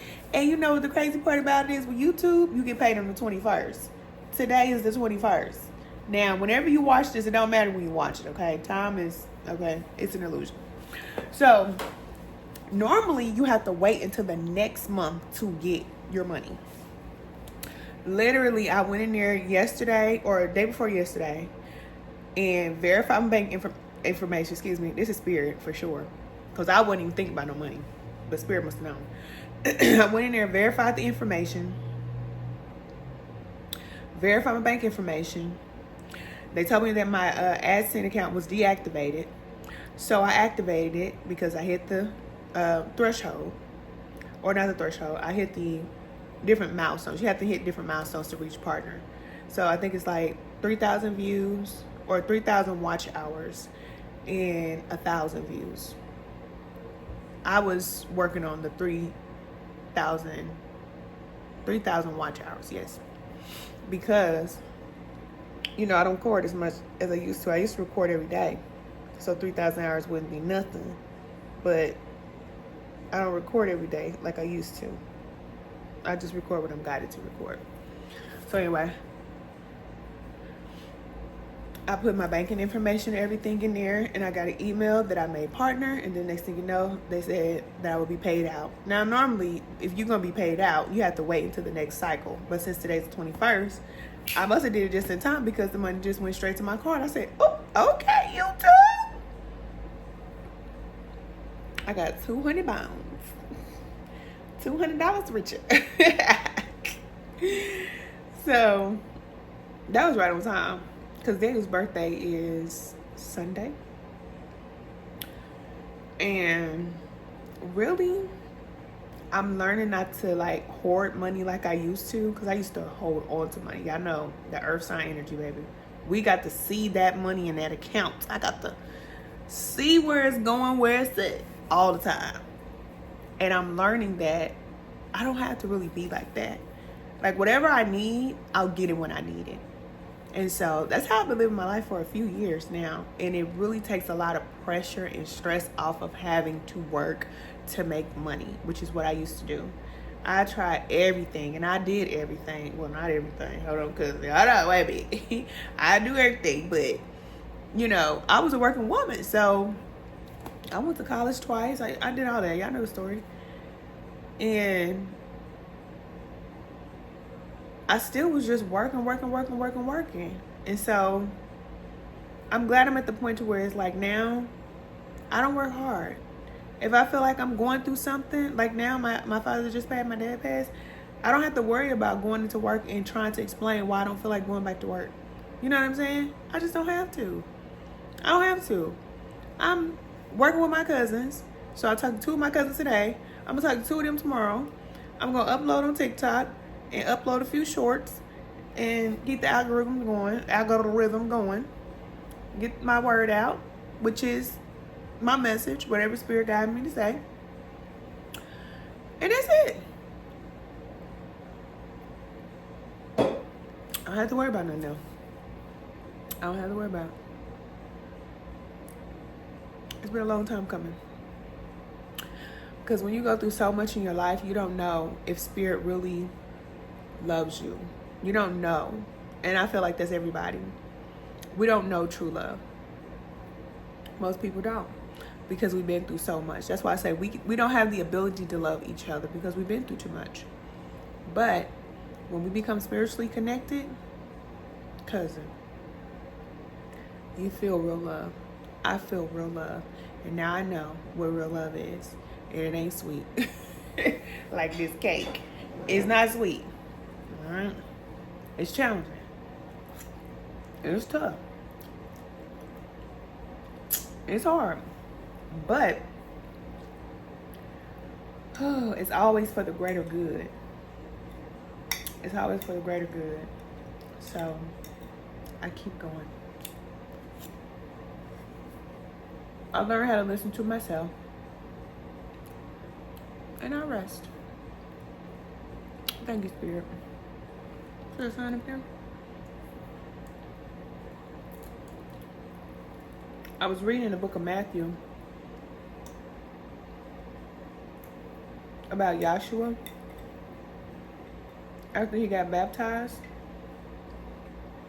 And he talks about how when he came out of the water, the Spirit, I think it says something like the Spirit ascended on him like a dove or something like that. Or no. The Spirit descended on him from the sun or something like that.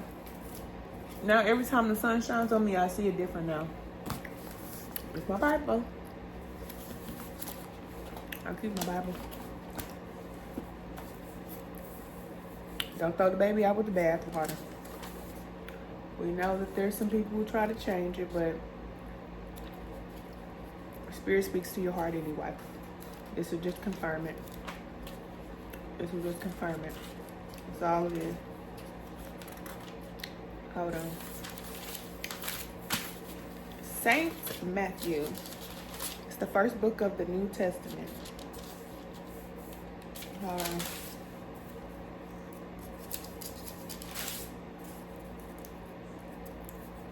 I was like, dang. And then Yahshua, he was that dude, man. He was that dude. That's why I be saying, like, I say Yahshua, he my grandpa. But you know how I say, if a man is not casting out no dark forces, I don't trust him. I don't trust him. I don't. Because we know that this is not a physical battle. We don't fight in the physical. So we're here to, because we're going on a whole nother thing. This is spirit, okay? But we're here to really ascend. But we have these blockages. Most people have these blockages. And with these negative entities and these spiritual attachments, that's the reason why people can't see. This is the reason why people can't hear. And this is the reason why people can't do what it is that they came here to do. A lot of times because they have negative entity attachments. You call them what you want, but they're in the spirit, okay? Blocking, okay? But this is the reason why that's all Yahshua did. When he came here, all right, this is a good example. When Yahshua came to this planet, all he did was heal the sick, raise the dead, cast out dark forces, preach and teach the truth, whatever spirit was guiding him to say. Helping people to remember who they are. If a man is not doing that, I ain't impressed by nothing he does. Because I understand that there are a lot of people out here that are dealing with these dark forces. And I know that I'm here to help people to unlock themselves.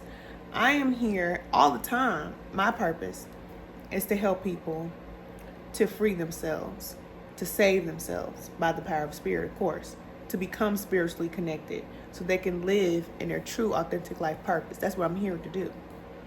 But that requires removing the forces. So if we can't remove these forces, then there's a problem. And if a man can't remove these forces, that means he ain't spiritually connected to the source. That means them forces is going to chew his butt up and spit him out. That's why I say be careful, okay? A man can tell you anything, especially spiritual women out there. A man can tell you anything. But you'll know what he really can do based on what he really doing. And I ain't talking about just making money. They ain't what I'm talking about. Because he can make as much money as he want to make. That only exists in this realm. Even people who are out here causing H-E-L-L, raising H-E-L-L, got a whole bunch of money. It don't matter. If you want a spiritual man that's spiritually connected to the source, he should be using his spiritual gifts. His spiritual gifts are irreplaceable. And they're going to be freeing people. And y'all going to free people together. See what I'm saying? Anyway, whoever need to hear it, that was for you. So listen, when it talked about this baptism, listen to this. It says, so this is the baptism. It says Jesus, okay, but we know his name was Yahshua, which is Swahili. It's Yahshua. Y-O-S-H-U-A. Yahshua, like Joshua, but it's Yahshua, okay? So, it said it came to pass in those days that Yahshua came to Nazareth in Galilee and was baptized by John in Jordan. So he went to the river and he got baptized by John. It said, and straight away coming up out of the water, he saw the heavens open up in spirit like a dove descending upon him. So when he came out of the water, straight away when he came out of the water, he saw the heavens above and spirit like a dove descending upon him. So spirit came from above, and ascended upon him. Ain't that something? That's something. Now, every time I see the sun, I look at the sun differently. And I don't care what nobody say about the sun. They're going to sit up there and tell you, that ain't the real sun, that ain't this and that. Listen, let me tell you something. There are some things that no man can touch, and no spirit can touch, and nobody can change. The sun is one of those things. The moon is one of those things. The stars are those things. This earth, anything that has to do with the earth, the structure of the earth, planets, this whole system, this ecosystem, it cannot be touched. They'll try, but they can't touch it.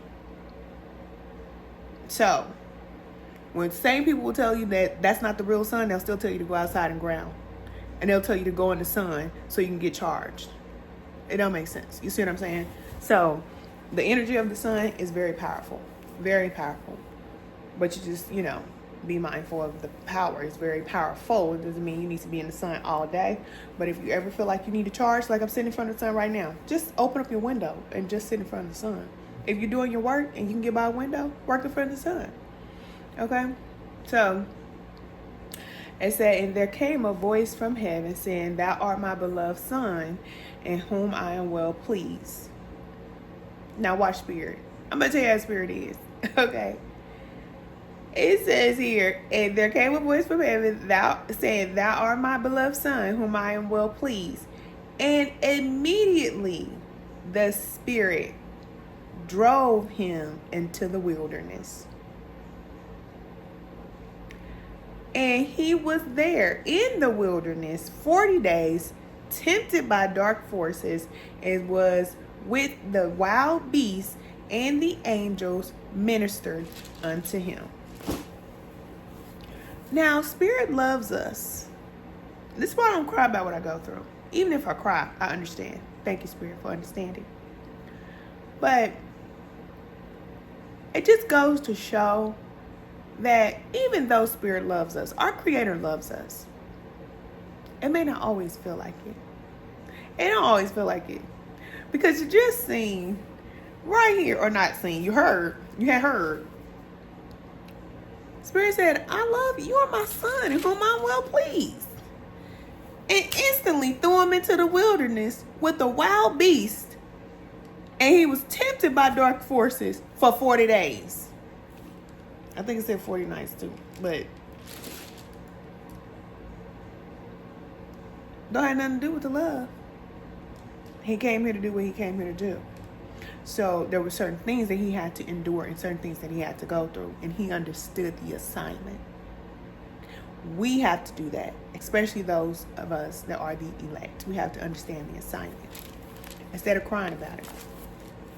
It's okay to cry about it, but just understand that the purpose is much greater than whatever the circumstance is. And whatever we go through, it's for a reason. So, Yahshua went through it. He was tempted. But at the same time, look. See how it says he was tempted by the dark forces and was with the wild beasts, and the angels ministered unto him. So he wasn't alone. He probably felt like he was by himself. Probably didn't see nothing. But he could hear the guidance that was coming to him while he was going through those tough times. You hear the guidance. I hear the guidance. If you don't hear the guidance, you got a lot going on around you. Once you clear the space from all that racket that's going on around you, I sound like an old person. All that racket, clear all that up, then you'll be able to hear clearly the guidance. If you can't hear the guidance and you're not around a lot of people, pray and ask for guidance. Spirit will tell you what you need to do so you can hear. There's something blocking. And once you remove that block, or the block is removed, Spirit removes it. But once the blockage is removed, then you'll be able to hear. That's why I spend so much time alone. And I don't mind. Sometimes I do feel like, okay, I need to get out and be around people. But I know that it's not my choice to be like this either. this is my assignment, and this is a part of my assignment. So it is what it is. And I understand it. Because if I had a lot of people in my life right now, like I did before, then I wouldn't be able to hear the way that I do. And I wouldn't be able to help other people to remove those negative entities, or at least expose them. And help people to not only recognize that those attachments are there, but I can tell them what to do to remove themselves or remove them. Boy, this path ain't easy. It's not easy.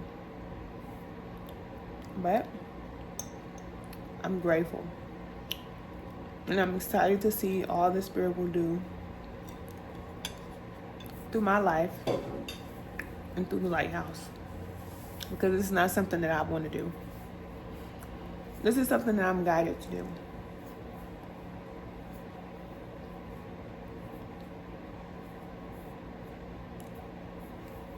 Excuse me, every day it makes more and more sense.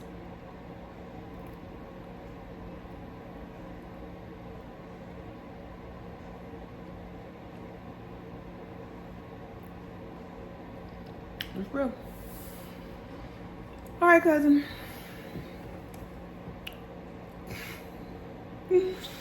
I know you said, "Kid, where you going?" In my bed. And I'll just play. Because I ain't going nowhere. I'm right here. But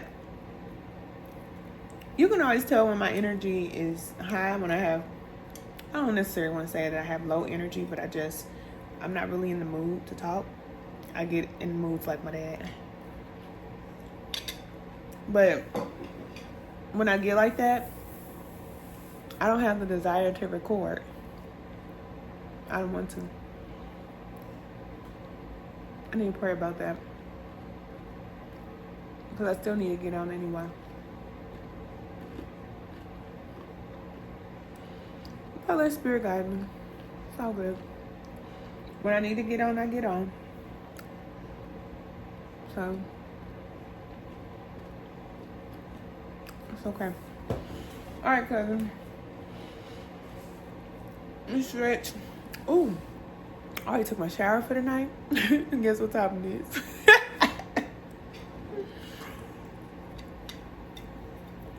I think it's probably like 6 o'clock, but I took my shower at like 3 or something like that when I got done with the readings. I keep saying readings. I don't do readings anymore. Yeah, it's 6:30. But when I got finished talking to our cousins earlier, I took me a shower, took me a spiritual bath, because we still in the full moon energy. And I've taken 2 spiritual baths. I'll probably take another one tomorrow, because I'm going to be talking to our cousins tomorrow too. But after that, I won't be talking to anybody until after sometime in September. By the time you see this, it'll probably be the end of August. Yeah. So